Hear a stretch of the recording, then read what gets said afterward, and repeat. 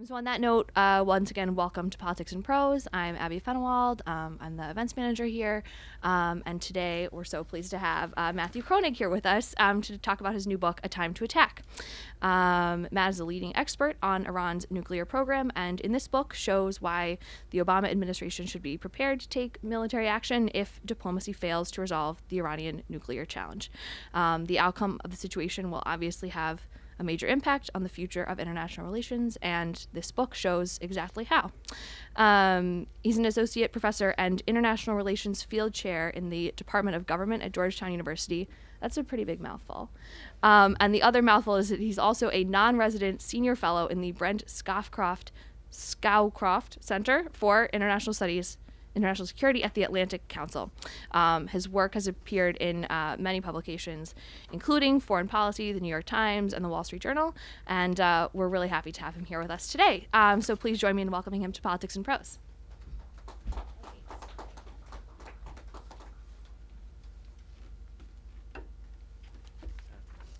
Great. Well, thank you very much for that introduction, Abby. Thanks to all of you for coming out on a beautiful spring day. Honored that you've decided to spend your time here with me today. And as Abby mentioned, I'm here to talk about my new book, A Time to Attack, The Looming Iranian Nuclear Threat. Now, before I talk about what the book is about, I'd like to spend a little time talking about what the book is not about, because I think some people see the title and jump to the wrong conclusion. So the book doesn't argue that the military option is our best option for resolving the Iranian nuclear challenge. It doesn't argue that it should be our first option. Rather, I argue that we should solve the Iranian nuclear challenge diplomatically, if at all possible. But everyone agrees that we should solve the Iranian nuclear challenge diplomatically, if at all possible. So that's not really an interesting question. The interesting question is, what happens if diplomacy fails? If diplomacy fails to resolve the Iranian nuclear challenge, then what comes next? Are we prepared to live with a nuclear-armed Iran and the threats that a nuclear-armed Iran would pose for decades to come? And if not, are we prepared to take military action to stop Iran from building nuclear weapons? So the argument of my book is that we should try to solve the problem diplomatically if at all possible. We should pursue diplomacy to the bitter end, but that if diplomacy fails to stop Iran's march to a nuclear weapons capability, that the United States should conduct a limited attack on Iran's key nuclear facilities. Or to name the book, if diplomacy fails, there will come a time to attack. Now the second thing this book is not is it's not controversial. And now I know issues of war and peace are always controversial, but I say it's not controversial because what the book does is essentially lay out what America's stated approach is to the problem. President Obama has said half a dozen times, going back to March 2012, that a nuclear-armed Iran is unacceptable, and he will do whatever it takes, include use military force if necessary, to stop Iran from building nuclear weapons. Now some people might dismiss this as just political rhetoric or political posturing, but the president's top advisors, Dennis Ross, who was his top advisor on Middle East policy in the first term of the administration, Gary Seymour, who was his top advisor on nuclear issues in the first term of the administration, both state matter-of-factly that the president would use force if necessary to stop Iran from building nuclear weapons. And just last year, the United States Senate passed by a 99-0 vote a resolution saying that America's policy is to prevent Iran from building nuclear weapons, not to contain a nuclear-armed Iran, using any means necessary. Now, there was a time when this argument was controversial, as I can't remember if Abby pointed this out in the introduction or not, but 2010, 2011, I took leave from Georgetown University and worked as an advisor on Iran policy at the Pentagon. And that's when I first formulated this position, and in January 2012, I wrote an article in Foreign Affairs magazine making this article for the first time. And at that point, the argument was controversial. The US government, President Obama, hadn't yet taken a clear stand on the issue. You had many leading analysts like Fareed Zakaria at CNN arguing that we should just deter and contain a nuclear-armed Iran. So when I published the Foreign Affairs article, there was a lot of controversy. Many of my colleagues disagreed with me in debates and in written response pieces. But then just a few weeks later, President Obama came to my rescue. March 2012, he gave this interview with Jeffrey Goldberg of The Atlantic and said that his position was essentially the same as mine, that we will use force if necessary to stop Iran from building nuclear weapons. So I think what's happened in the past 2 years, the conventional kind of wisdom on this issue has done almost a 180-degree turn. And it's shifted so much that now those who suggest that deterrence and containment should be on the table as an option are dismissed. So Rand Paul, for example, got himself in political hot water a few weeks ago, simply for saying that deterrence and containment should be on the table. So I think the establishment position on this view's caught up over the past couple of years to the argument I've been making for several years, and I would like to think that my work has played some role in a better understanding of our options for Iran. Okay, so that's enough about what the book is not about. What is the book about? Well, on the back cover, Eric Edelman, our former ambassador to Turkey, former Undersecretary of Defense for Policy at the Pentagon, says that this is, quote, the most thorough book-length examination of the issues involved in assessing the Iranian nuclear challenge. And that endorsement means a lot to me. One, because I have a lot of respect for Ambassador Edelman, but two, because that's exactly what I was trying to do when I set out to write this book. I'd been thinking about the Iranian nuclear challenge all day, every day for 4 years. Felt like I had a lot of information to share and wanted to get that across. So I think no matter what your interest is in the issue, no matter what your ideological predisposition, no matter what your preferred method for resolving the Iranian nuclear challenge is, you'll find it in the book. The book goes through and gives a history of Iran's nuclear program and the international community's attempts to stop it. It goes through and lays out all the different policy options, and then talks about what the resolution of the crisis will mean for the future of international order. So in the next 15 minutes or so, I'd just like to go through each of those three things: the history, policy options, and what this means for the future. So first, history. As many of you might know, Iran's nuclear program began in the 1950s under an Atoms for Peace agreement with the United States. The United States helped Iran build the Tehran research reactor that's currently still in operation. And this, of course, was under the previous Iranian regime, under the Shah. And so many people look at this history and say, well, the United States is inconsistent, if not downright hypocritical in the way it treats nuclear proliferation, because we were willing to help the Shah with nuclear energy. Some take it further and say we were willing to let the Shah build nuclear weapons. But we're trying so hard now, even threatening to use force to stop the current Islamic Republic from building nuclear weapons. And what I argue in the book is that that's really the wrong way to think about it, that actually the United States has been remarkably consistent in its non-proliferation policy in Iran and elsewhere. Our policy has always been to promote the peaceful uses of nuclear technology and to resist its military applications. And that was our policy when the Shah was in power. We resisted what we thought might have been attempts to weaponize or to pursue more militarized dimensions of the program. And it's our policy today for the Islamic Republic. We're willing to allow Iran to have a peaceful nuclear energy program. We're just opposed to the military applications. So a lot of nuclear cooperation under the Shah, that would come to an end, of course, with the Iranian Revolution in 1979. Iran's new supreme leader, Ayatollah Khomeini, Iran's first supreme leader, came into power. And all these contracts that had been negotiated under the Shah were torn up, both by the Western powers that were helping, but also by the supreme leader, who himself wasn't that interested in nuclear energy. But he would soon change his mind a decade or so later. Throughout the 1980s, they fought a decade-long war with Saddam Hussein, their bitter enemy. And during the war, Saddam Hussein used chemical weapons multiple times against Iranian forces and against Iran. And so the supreme leader went from saying that nuclear weapons were against the tenets of Islam to deciding to pursue nuclear weapons. And in 1988, he wrote a letter to his supporters explaining his decision to sign the ceasefire with Saddam Hussein, something that he called, quote, drinking from the poisoned chalice, signing a ceasefire with his bitter enemy. And in this letter to supporters, he said that Iran's military position was hopeless at the time, that he had no choice, but that, quote, he looked forward to resuming the war with atomic weapons, which will be the necessity of war at that time. So this is the first clear statement from an Iranian leader in 1988 that they were interested in building nuclear weapons.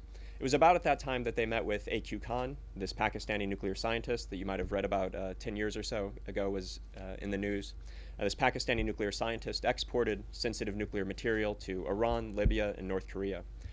So part of the reason we have a problem in Iran today, part of the reason we have a problem in North Korea, is because of this Pakistani scientist. So he transferred uranium enrichment designs, uranium enrichment component parts, and nuclear weapons designs to Iran.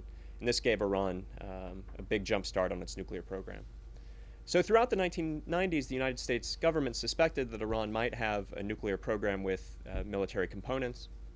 But all doubt, or at least most doubt, was removed in 2002 when this Iranian resistance group came out and publicized that Iran was building two secret nuclear facilities, this underground uranium enrichment facility at Natanz, and this above-ground plutonium-producing reactor at Arak, A-R-A-K, a city in Iran.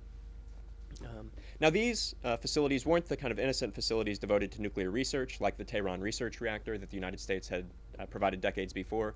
These were two facilities tailor-made for producing fuel for nuclear weapons. So this began the Iranian nuclear crisis. So from there, I then go on and talk about the negotiations over the past 10 years. I talk about the election of President Rouhani in August. I talk about this interim deal that we get in November of last year. And then I move on and say, okay, well, where are we now? How close is Iran to having nuclear weapons? Do Iran's leaders even want nuclear weapons?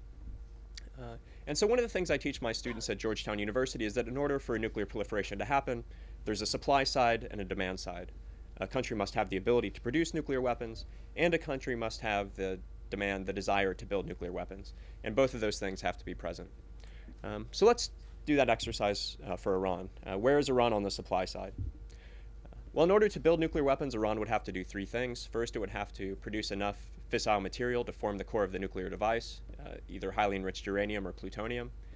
Second, it would have to be able to form that material into a nuclear warhead. And then third, it would need some ability to deliver that warhead to potential opponents. So submarine-launched ballistic missiles, and aircraft are the three delivery vehicles that the advanced nuclear powers like the United States use. So some people look at that timeline and say, well, we have years to solve this problem. It would be years before Iran could do all of those things. But as I point out in the book, that's really beside the point, because really all that matters is the first stage. Because right now, the United States can conduct a military strike against Iran's key nuclear facilities to prevent them from producing the material. But once they have the material, the game's over. They could put that anywhere. We wouldn't know where it is. They could put it beyond the reach of America's best bunker-busting weapons. And so at that point, our only option would be praying that Iran doesn't build nuclear weapons, which isn't a good option. So if we're serious about keeping all options on the table, serious about doing everything required to prevent Iran from building nuclear weapons, which is the president's stated policy, then we have to prevent them from producing one bomb's worth of material. After that, the game's over. So the operative question then is how long until Iran has one bomb's worth of material? Well, right now, Iran's program's frozen as part of this interim deal, or frozen's probably too strong. It's kind of spinning in place. It's operating, but not advancing. But if Iran's supreme leader made the decision today to dash to one bomb's worth of material, the best estimates are that it would take him roughly 2 or 3 months to get there. So in short, Iran's come a long way since the 1950s. It doesn't yet have a nuclear weapons capability, but it's close. It's potentially only months away. Okay, so what about the demand side? Do Iran's leaders want nuclear weapons? So we often hear it reported in the media that the international community suspects that Iran is building nuclear weapons. Iran insists that it's only interested in a peaceful nuclear power program. And much to my disappointment, it's often kind of reported as a he said, she said story, without any attempt to bring the evidence to bear. So what I do in the book is say, well, let's treat these claims like social scientists. I'm a social scientist by training, a political scientist. So what we have here essentially are two hypotheses, either that Iran is trying to build nuclear weapons or Iran wants nuclear energy. And I say, let's bring the evidence to bear and see which hypothesis the evidence supports. And what you see when you go through that is there are about 12 different things that Iran's doing that makes absolutely no sense for a peaceful nuclear energy program and only makes sense if they want to build nuclear weapons. So I conclude that really the only people Iran's fooling with this cover story at this point are people who want to be fooled. It's pretty clear that Iran's leaders are interested in building nuclear weapons. And it actually makes a lot of sense given Iran's stated goals. Iran's leaders explicitly say that their major goals are to be able to deter a military attack from Israel or from the United States. Nuclear weapons would allow them to do that. And they also state that their goal is to become the most dominant state in the Middle East. And so having nuclear weapons would help them to become the most dominant state in the Middle East in a way that just having a bunch of nuclear facilities and a nuclear energy program does not. So in short, Iran's leaders would like to have nuclear weapons, and they're only months away. So we have a problem. So what are our best options for addressing this problem? Well, as I see it, there are really only 3 serious options: diplomacy, giving up and allowing Iran to have nuclear weapons and trying to deter and contain a nuclear-armed Iran, or 3, taking military action. Now, some people look at those 3 options and say, well, those seem really bad. Diplomacy might not work, and these other 2 options of just giving up or taking military action seem really bad. There's got to be some other way. So a chapter in the book looks at what I call the non-starters. So these are the options that some people put forward, looking for another way to solve the problem other than these other 3 things. But it's called the non-starters because I think these aren't really serious options. So some people say, well, there have been these stories about cyber attacks, stories about assassinations of Iranian nuclear scientists, stories of sabotage of Iran's nuclear program. Maybe we can just do more of that stuff. Maybe we can do more of that stuff, and that will slow Iran's program down enough to solve the problem. And what I point out in the book is that despite the fact that we've been reading these stories, despite the fact that the international community has been throwing this stuff at Iran's nuclear program for years, the program continues to advance. If you just look at the IAEA reports published every 3 months, Iran's nuclear program, by every objective measure, continues to advance. So these covert activities might have slowed Iran's progress. The progress might have been more precipitous without those, but those on their own aren't going to be enough. So a second option that sometimes people put forward is, well, what about the Japan model? Maybe Iran, like Japan, could have an advanced nuclear program. It's kind of one or two screwdriver turns away from a nuclear weapon, but they won't turn the final screw, and we'll just live with that. And what I argue in the book is that it's really unlikely.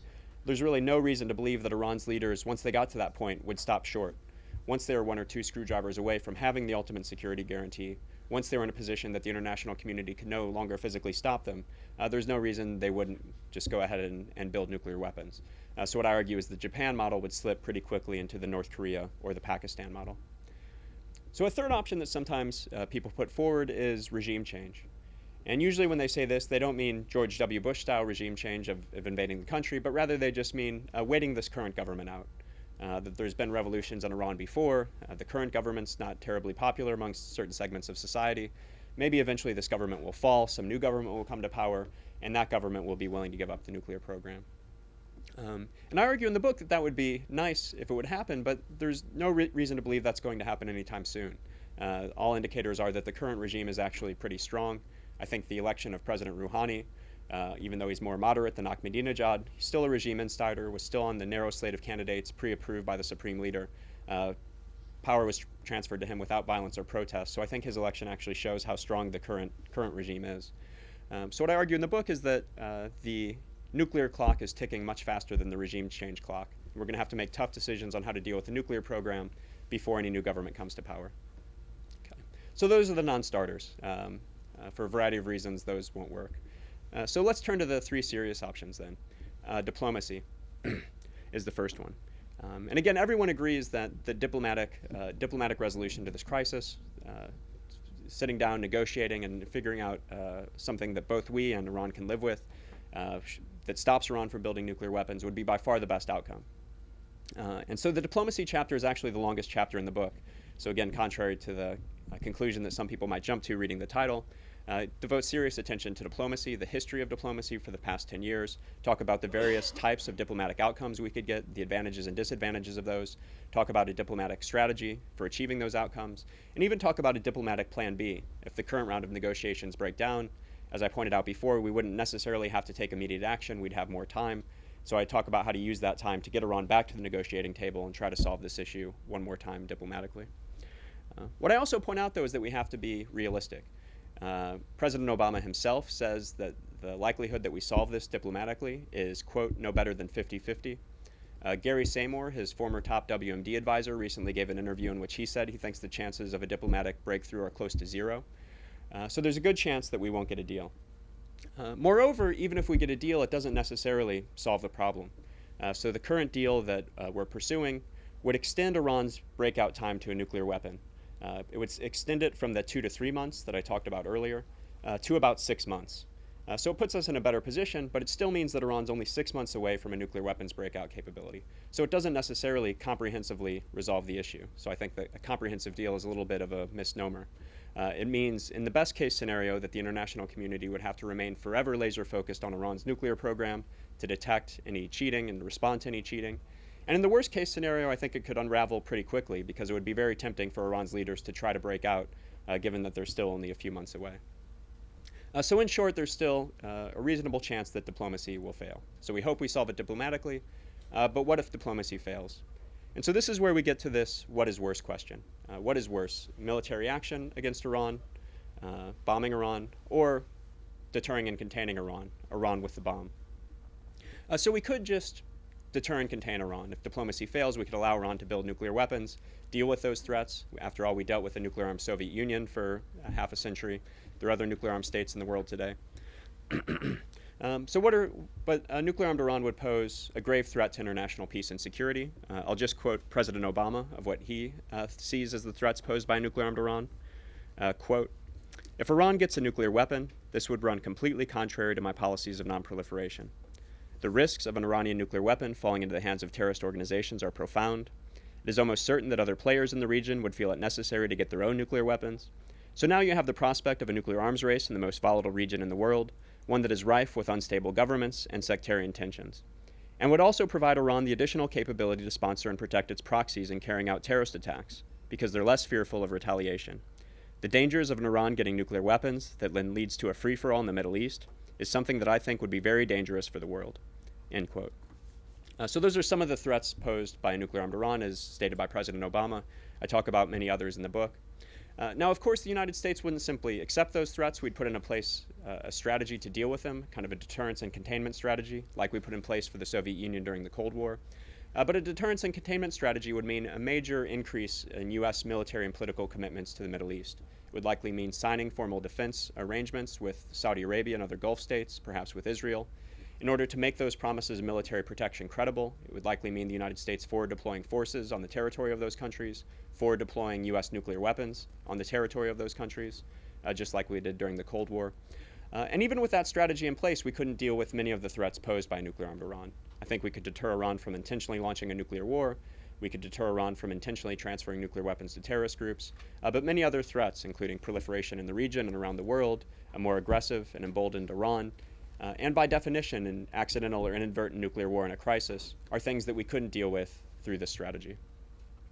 So President Obama and President Bush didn't agree a lot when it came to foreign policy, but they do agree that a nuclear-armed Iran is, quote, unacceptable.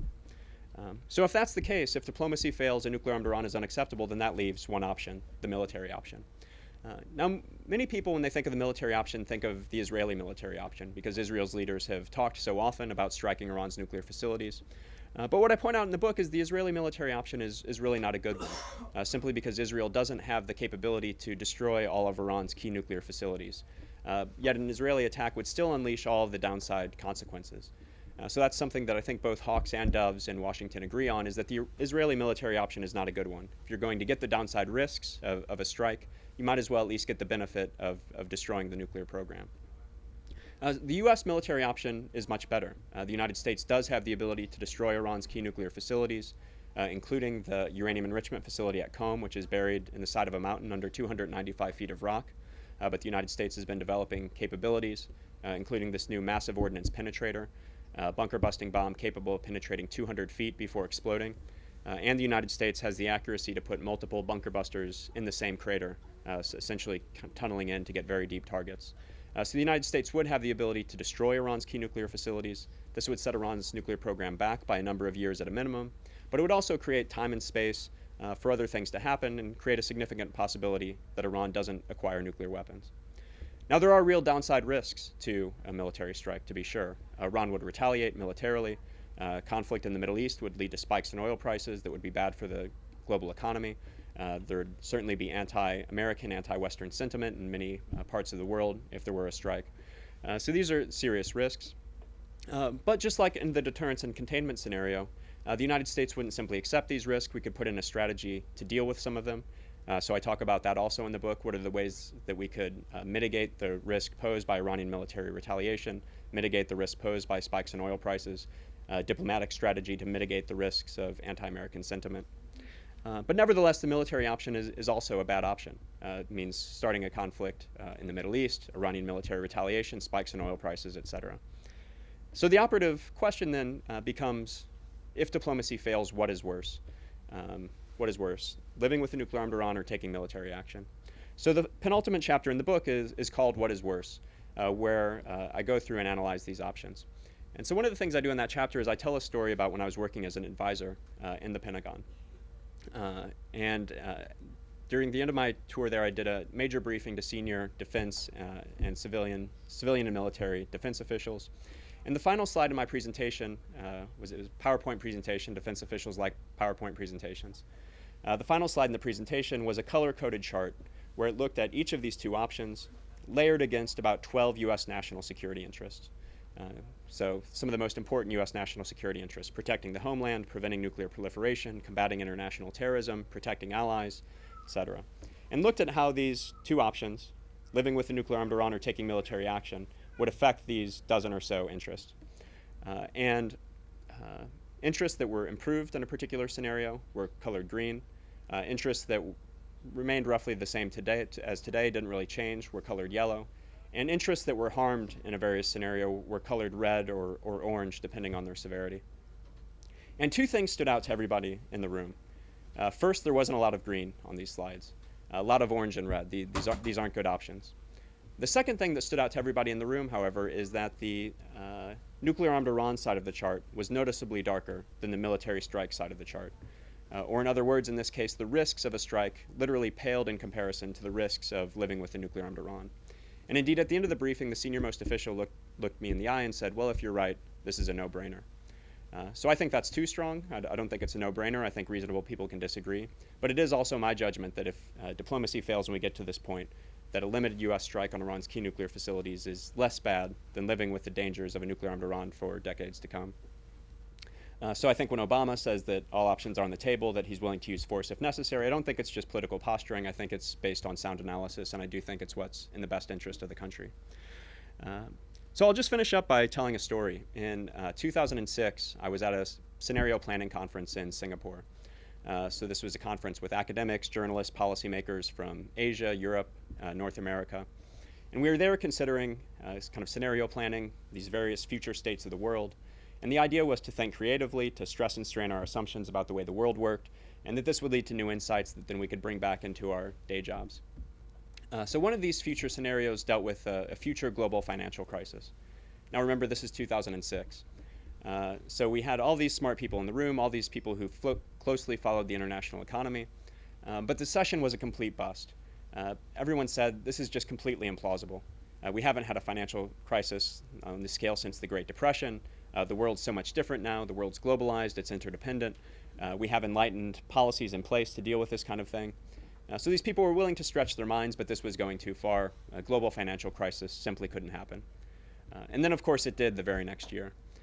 And so as someone who's devoted the first 10 years of my academic career studying nuclear proliferation, I feel that sometimes we may be at risk, we the general public, we the expert community, we may be at risk of being similarly Pollyannish about the risk of nuclear war. You know, are we really willing to bet international peace and security, really willing to bet the security of the United States on the argument that something hasn't happened for 70 years, therefore it will never happen again? So I, for one, would be surprised if nuclear weapons aren't used again sometime in my lifetime. I look back at the Cold War, and I don't think that deterrence worked. I think that we were incredibly lucky to avoid a nuclear exchange. So I think if Iran acquires nuclear weapons, leading to the kind of arms race in the region that President Obama expects, that would be one of the candidates for the next nuclear war. So I think the United States, you know, we often say that nuclear proliferation poses a grave threat to international peace and security, often say that nuclear proliferation poses one of the gravest threats to the United States. So I think if we really believe that, then counter-proliferation strikes on nuclear facilities have to be one of the tools in our toolkit to deal with that. And I think taking tough action to deal with Iran's nuclear program diplomatically, if at all possible, but militarily if necessary, would be consistent with the broad thrust of American foreign policy over the past century or so. The United States has often taken tough action to deal with threats to international security that's provided for the stability and prosperity of much of humanity. And I think now is not the time to shirk our responsibility. So thank you very much. I look forward to your questions and comments.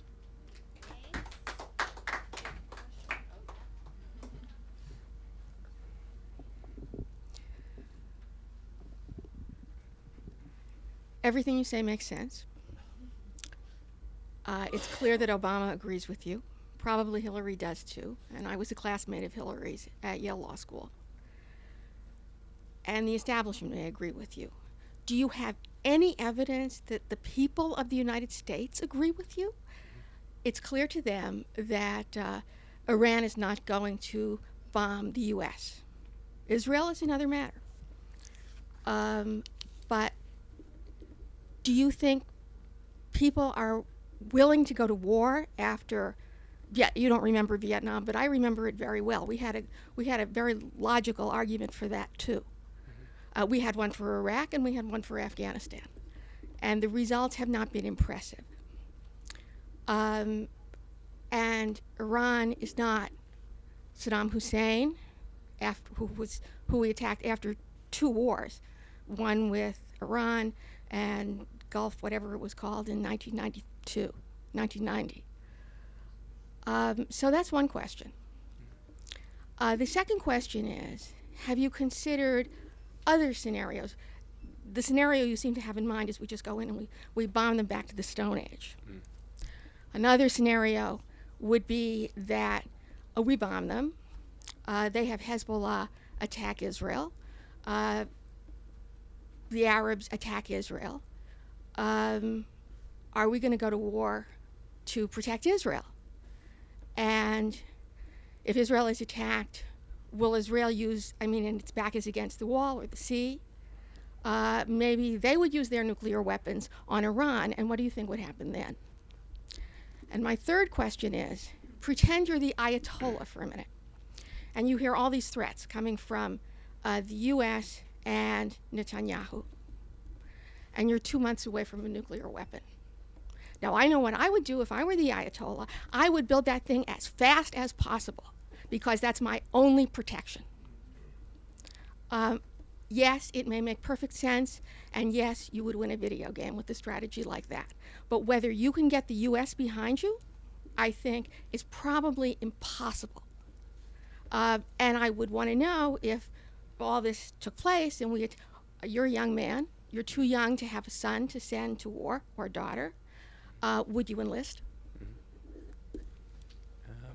Great. Great questions. So I'll just take them in order. Okay. So first, there were many components of the first question, so I'll try to address each of them. So you said that Iran might bomb Israel, but it wouldn't bomb the United States. It can't bomb the United States, well, not yet. Well, not yet, exactly. So, but the U.S. Department of Defense estimates that Iran could have an intercontinental ballistic missile capable of reaching the east coast of the United States by 2015. So that's just next year. Of course, it would take them longer to get a warhead that fits on an ICBM. But if Iran has nuclear weapons, it won't just be for a year. And they might have the Russians to it'll help, likely be, or the Pakistanis. Yeah, they've gotten help with their nuclear and missile technology in the past. So at some point, I think Iran will be able to hold the U.S. homeland at risk with nuclear war. And the United States and Iran have been geopolitical enemies since 1979. People forget this, but the U.S. Navy's largest battle since World War II was against Iran in 1988, the Tanker War. So we've fought major battles with Iran before. What do those look like when Iran has nuclear weapons? I think there is some risk of a nuclear attack against the United States. So I think it does pose a direct threat to the United States and to U.S. interests. This isn't just about protecting Israel. And you referenced Iraq and Afghanistan, and obviously that's, when we talk about conflict in the Middle East, that's what people think about. We just got out of these 2 decade-long wars. They were poorly conceived and executed in many ways. Are we really going to do this again? But I think what's important to understand is that when people talk about the military option for Iran, when I talk about the military option for Iran, nobody's talking about invading the country, overthrowing the government, putting 100,000 troops there and staying for a decade. It's about a limited strike on the key nuclear facilities. So it's just, there are serious risks involved with that as well, but it's not on the scale of Iraq and Afghanistan. Not at the beginning, anyway. Well, not at the beginning. So this kind of leads into the second question. So you said that I would recommend bombing Iran to the Stone Age. I mean, if we went down this route, there would obviously be a range of military options that the president could choose from more limited ones to more expansive ones. And what I recommend, and I think what the administration would lean towards, is more of a limited strike on the key nuclear facilities, rather than bombing Iran to the Stone Age. That would be an option. We could seek to destroy the Navy, destroy the ballistic missile sites, go after command and control headquarters, and those kind of things. But that would be a much larger operation. And then so your question was, what does Iran do in response? And so you're absolutely right. You asked me to put myself in the shoe of the Supreme Leader. So I'll ask you all to put yourself in the shoes of the Supreme Leader. Your primary goal is to protect your theocratic regime, to maintain your hold on power. And so imagine you woke up one day and your key nuclear facilities were destroyed. But your country's intact, your military's intact, your government's intact. You have your own strategic dilemma. On one hand, you'd want to hit back. You'd want to save face domestically, reestablish deterrence internationally. You'd look like a wimp if you didn't do anything.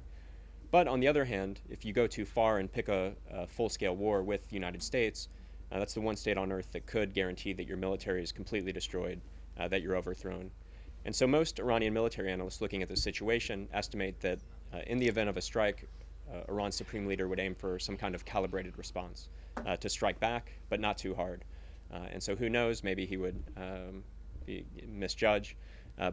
So my best, I talk about the different options in the book, but I think the most likely form of Iranian retaliation would be salvos of maybe 40 or 50 Shahab-3 ballistic missiles in the Middle East.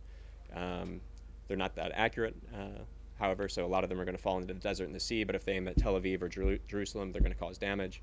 although the Israeli population, 75% have access to bomb shelters, and they'd certainly be notified beforehand. They'd also ask Hamas and Hezbollah to retaliate, Right. almost certainly. But Hamas and Hezbollah also have their own strategic calculations. They're not just going to salute and do whatever Iran asks. And so many people also think that Nasrallah for Hezbollah would also aim for some kind of calibrated response to hit back, say he did something, but he also doesn't want Israel to invade southern Lebanon like it did in 2006. And then finally, Iran has these various capabilities in the Persian Gulf it could use to harass and attack ships, and it could go so far as trying to close the Strait of Hormuz, this narrow passageway through which most of the world's oil travels. But I think it's unlikely that Iran actually goes through with closing the Strait of Hormuz, more likely that they attack and harass ships and threaten to close the Strait of Hormuz. So in the end, we're looking at serious retaliation, dozens of ballistic missiles, terrorist attacks, and harassing and attacking ships in the Middle East. So it's in the Persian Gulf. So it's a bad option. But again, the question is it worse than the living with the threats posed by nuclear-armed Iran? Oh, and so you asked about Israel retaliating against Iran, leading to a broader war. So one of the things I talk about in the book is that I think if we go down this route, one of the key parts of the strategy would be going to Israel beforehand and striking a deal and saying, look, we're going to go after Iran's nuclear program, take out what you say is the biggest threat to your national security, but in response, you have to agree to keep the Israeli Defense Forces on the sidelines. You have to agree to be willing to absorb some level of Iranian retaliation because we would want to make it, prevent it from becoming a bigger conflict. And I think that's a deal we could strike. We struck a similar deal in the Persian Gulf War, where Israel agreed to stay on the sideline, absorb Scud missile attacks from Saddam Hussein. And I think if we go down this road, that's something we'd want to repeat. It looked like you wanted to get back in. You haven't answered the most important question, which is, why do you think the American people would go along with that? I can tell you, having lived as long as I have and having been through 3 wars, starting with Vietnam, what on earth makes you think Americans would buy that or would send their kids to fight in a war like that? So A it's a good policy question. war is what it used to be called. Yeah. So, there's certainly a lot of sentiment in the United States now, more isolationist against foreign entanglements. But when you look at when you look on this, when you ask just the open-ended question in surveys, what is the greatest threat to the United States? The top 2 answers by far are Iran and China. So I think the American public understands that Iran is a problem. And then also when you ask survey questions, it depends a little bit on these survey questions. It depends a little bit on how it's framed. Of course. But if you frame it as if the president wanted to use force against Iran to stop it from building nuclear weapons, would you support that? The vast majority of people say they would support that. So I think a lot of it comes down to presidential leadership. If the president gets out there and says that we need to do this, here's why, I think he would get the support of the American. Well, of course, we American did that people. once before. Yeah. We've done that several times before, in fact. Sure. And the results have been terrible. Well, At least that's how most people in the country see it. yeah. I And mean, finally, if I were yes. the Ayatollah, would I build nuclear weapons? I would. I think, as I said before, given Iran's stated goals, deter foreign attack, become the most dominant state in the Middle East, if those are your goals, building nuclear weapons makes sense for Iran. But the problem is it's threatening to the rest of the world. It's threatening to everybody else in the Middle East. It's threatening to us. And so the question for me as someone who lives in Washington and works with the government is what's in America's interest? And Iran building nuclear weapons certainly isn't in our interest. Well, you have access to all the most important people and the establishment, so I just want you to know that there are other ideas outside Washington. Thank you very much. All right, I think they're recording, so if you wouldn't mind. Yeah. So I'll keep mine 2 questions really short and also theoretical. One is based on, you talk about presidential leadership, which I find interesting. I was wondering, do you think it matters, when the diplomacy came out, I think it was November when the whole deal was struck. Obviously a lot of hawks, conservatives, I thought their deal was horrible, yada yada, and people like Senator McCain didn't think it was the best way forward. Do you think, it's say 2016, whatever Congress happens, and then in 2014 and so on, do you think it will matter what party sits in the chair, who's running or who's in charge of Congress, or do you think that people will back whoever thinks is the best way forward in terms of like party leadership and that the facts will speak for themselves, or is it more ideology? And the second question is, do you ever think in terms of different options? if let's say Iran, does get a bomb, and then Saudi Arabia begins to build a bomb, and then it starts building after that, do you think it could be like just mutually assured destruction, where essentially everyone would just be in their corners, no one would actually hesitate to actually use anything like that because everyone else knows who has the capacity to do so? Good questions. So first, I think there is a lot of bipartisan consensus on this issue. Broadly, I think both Democrats and Republicans say we should solve this diplomatically. Broadly, both Democrats and Republicans say that a nuclear-armed Iran is unacceptable. We need to be willing to do whatever it takes. So I think at the broadest levels there is consensus, and so I think in 2016, regardless of who the president is or what the composition of Congress is, our broad approach to the policy will be the same if it hasn't been resolved already. There are differences around the margins, though, however. So you mentioned the interim deal back in November. And so one of the places where there's good faith disagreement is what does an acceptable deal look like? So the big problem is Iranian enrichment. The Republican position, the U.S. position for a decade or so, and the Republican position today is no enrichment should be allowed in Iran. Zero centrifuges needs to be the goal of negotiations. Anything short of that leaves them the ability some ability to break out. So we need to get them to zero. The Obama administration position, the Democrats' position, is that a limited enrichment deal would be satisfactory, as long as it's limited enough that we get a long breakout time, 6 months or more, and that we have intrusive enough inspections that we detect any attempt to break out.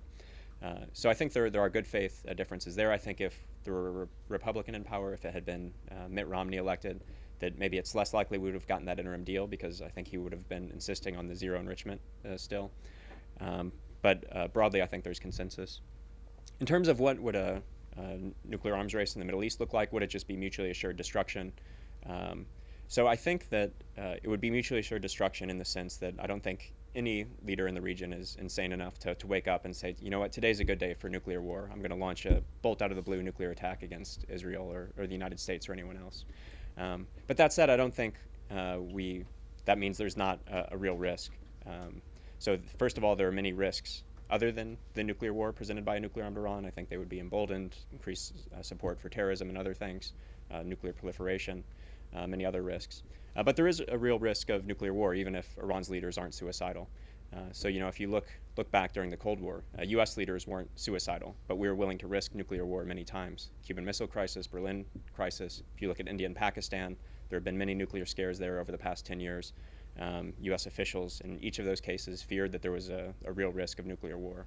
So I think if Iran acquires nuclear weapons, other countries in the region acquire nuclear weapons in response, we can expect many of the same outcomes. There will be nuclear crises between Iran and Israel, between Iran and the United States, in the future between Iran and other countries. In those crises, leaders are going to want to make their adversary believe that nuclear war is possible. They'll put nuclear weapons on high alert. And so in those kind of games of nuclear brinkmanship, there's no guarantee that things wouldn't spin out of control. So I think there is a real risk of nuclear war. Given Israel's small size, a nuclear attack on Israel would mean the end of the state of Israel. So I think Israel's leaders aren't exaggerating when they say it's an existential threat. And as I mentioned before, the U.S. Department of Defense estimates that by 2015, Iran would have a ballistic missile capable of reaching the east coast of the United States. So in a future crisis like this, a nuclear attack on the U.S. homeland is not out of the question either. So serious risks, and I think that's why Obama, why Bush, why Clinton before them said that a nuclear-armed Iran is unacceptable. Anyone else have a question? All right, thanks. Great. Thank you so much for coming.